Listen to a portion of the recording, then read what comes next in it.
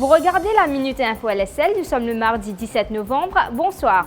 Un jeune médecin en eau trouble, le docteur Manish Naga, a été inculpé aujourd'hui de trafic de drogue avec circonstances aggravantes avant d'être reconduit en cellule.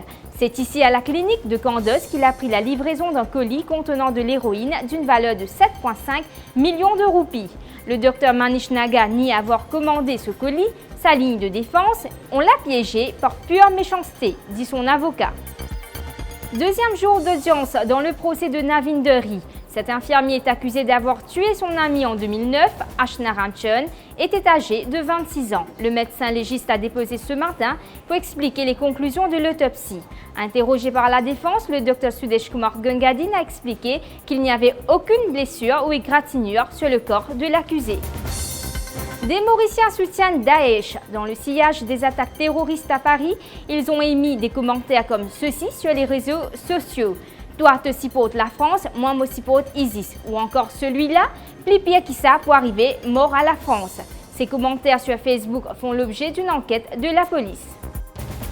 L'État islamique justement avait revendiqué le crash d'un avion de Metrojet le 31 octobre dernier. La Russie vient aujourd'hui concéder qu'il y avait effectivement une bombe artisanale avec 1 kg de TNT à bord. Reliant Sharm el-Sheikh à Saint-Pétersbourg, l'avion s'était écrasé dans le Sinaï, tuant 224 personnes. Le chiffre du jour, 15,5 milliards de roupies. C'est la somme totale misée par les Mauriciens au loto depuis que l'Autotech est en opération depuis octobre 2009. La somme payée aux gagnants s'élève à 8 milliards de roupies, info donné par le Premier ministre à l'Assemblée nationale aujourd'hui. Voilà pour l'actualité du jour. L'information continue sur l'express.mu.